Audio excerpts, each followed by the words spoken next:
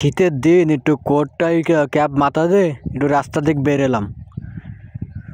বেরিয়ে হাঁটতে হাঁটতে মসজিদের দিক যাতে বাজারের দিকে ওমা কিছু দূর হাঁটতে হাঁটতে যেতে দেখে মসজিদের মাঠে কিছু জন মিটিং হচ্ছে। আমি ঢুকে দেখলাম পাশের গ্রামের মসজিদের ইমাম কঠিন বয়ান দিচ্ছে। কান পেড়ে শুনলাম। শুনে দেখো মা 26 তারিখে কয়রাই বিশাল বলে জনসভা না জনসমাবেশের আয়োজন করা হয়েছে। সে ঢাকা থেকে বলে জামায়াতের আমির আসতেছে, তো কঠিন বয়ান দিচ্ছে। শুনলাম কিছুক্ষণ বসে।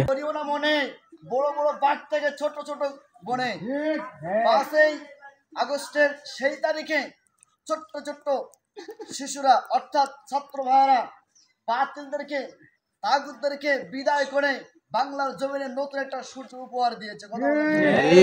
বিগত 17টা বছর আওয়ামী লীগ সরকার তারা যে আগ্রাসন প্রতিষ্ঠিত করেছিল, তারা যে তাগুতের দল প্রতিষ্ঠিত করেছিল, সেই তাদের স্থানে এখন পর্যন্ত অনেক মানুষেরা পায়খানা প্রস্তাব করে সেই ঘর বাড়ি নাপাক করে দিয়েছে।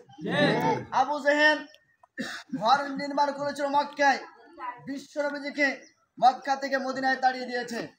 রাসূল সাল্লাল্লাহু আলাইহি সাল্লাম যখন মদিনায় গিয়েছিল, মদিনায় যাওয়ার পরে ছোট্ট ছোট্ট বাচ্চারা বলতেছে, মুহাম্মদ তুমি কেন মক্কা থেকে তোমার জন্মস্থান ছেড়ে কেন মদিনায় চলে আসলে?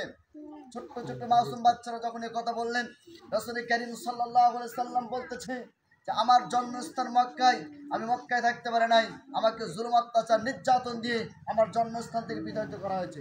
দুইটা শিশু সন্তান, ছোট্ট শিশু মাজ আর মুআব্বাস, তারা বলেছিল, ওগো আল্লাহর নবীজি সবচাইতে তোমাকে জুলুম অত্যাচার দিয়েছিল কে? রাসূল কারীম সাল্লাল্লাহু আলাইহি সাল্লাম বলেছে যে আমাকে সবচাইতে জুলুম অত্যাচার নির্যাতন দিয়েছিল আবু জেহেল নামক এই বদমাইশটা। কিন্তু বিগত 17টা বছর সবচাইতে জুলুম অত্যাচার নির্যাতনের শিকার হয়েছে এই জামানার অর্থাৎ বর্তমান সমাজের সবচাইতে জাতির শ্রেষ্ঠ সন্তান আলেম সমাজ। কথা বলে আমাদের নন্দিত আল্লামা দেলোয়ার হোসেন সাঈদীকে যখন ধরা হয়েছিল, ওরা ধরেছিল কিন্তু গিলতে পারে নাই। ধরেছিল গিলতেও পারে নাই, বের করতে পারে নাই। এমন একটা সময় 15 আগস্টের দিনে, অর্থাৎ জাতির জনক বঙ্গবন্ধু যাকে বলা হয়, আমরা সেটা বিশ্বাস করি না।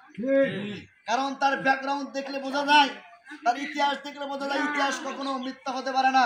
সত্যকে মিথ্যা আর মিথ্যার সাথে সত্য কখনো মিশ্রিত করা যায় না। তার ব্যাকগ্রাউন্ড দেখলে বোঝা যায় তিনি বৈধ মায়ের সন্তান নয়, শুধুমাত্র অবৈধ মায়ের সন্তান যারা, তারা কোরআনের পক্ষে কথা না বলে কোরআনের মাহফিলকে বন্ধ করে দেওয়ার জন্য ষড়যন্ত্র করে, যারা আন্দোলন করে তাদেরকে ঘর থেকে বের করে মিথ্যা মামলা হামলা দিয়ে অন্যায়ভাবে জুলুম অত্যাচার দিয়ে আমাদের আলেমদেরকে নির্যাতন করা হয়েছে। আমাদের নন্দিত মাতার তাজ তাকে পরিকল্পিতভাবে হত্যা করে দুনিয়ার থেকে বিদায় করে দেওয়া হয়েছে। আমরা সেই আগ্রাসন ভেঙে দেব। আবার আমরা তো মেয়ে ছেড়ে দেই নাই, মেয়ে আমাদের কাছে দিয়ে দিয়েছে, আমরা মেয়ে ছেড়ে দেই নাই, কিন্তু সে পালায় চলে গেছে। ডিভোর্সও দেয় নাই, পালায় চলে গেছে। আর পলাতক দৌড়ে আমরা আবার ঘরে নিতে চাই না। নতুন করে যদি ঘরে আসতে চাও, তওবা তালাক করে তারপরে ঘরে ফিরতে হবে। ওই যে বারবার হজ করতে যাবা, আবার মাথায় তিলক পরবা, হাতে পট্টি মানে তসবির মাথায় পট্টি নিয়ে আবার তসবি নিয়ে আবার তিলক পরবা, এই মুনাফিক হালত মুসলমানরা সহ্য করবে না। অনেক সহ্য করেছি, এই সহ্য আমরা করেছি, কিন্তু দেখতেছিলাম আল্লাহ ছাড় দেয় কিন্তু ছেড়ে দেয় না। তবে দেখেন তাদের সেই জায়গায়, সেই কার্যালয়, আওয়ামী লীগের যে কার্যালয়, সেখানে এখন পায়খানা প্রস্তাব করতেছে। টোকাই যারা পায়খানা, ওখানে গিয়ে পায়খানা প্রস্তাব করে। এরপর আবু জেহেল যেখানে থাকতো ওই জায়গায় কিন্তু এখন মানে টয়লেট খানা নির্মাণ করা হয়েছে। ওই আবু জেহেলের সাথে আর এই বর্তমান আবু জেহেলের সাথে পার্থক্য আছে কিনা নাই? কথা বলেন আছে কিনা নাই? সবাই সমান, পার্থক্য নেই। ওখানেও যে সমান, এখানেও সে সমান। আবু জেহেলের বাড়িতে পায়খানা করতেছে, আর বর্তমান সময় আওয়ামী লীগের প্রধান কার্যালয় যেখানে, সেখানেও পায়খানা প্রস্তাব করতেছে। পার্থক্য আছে? সমান।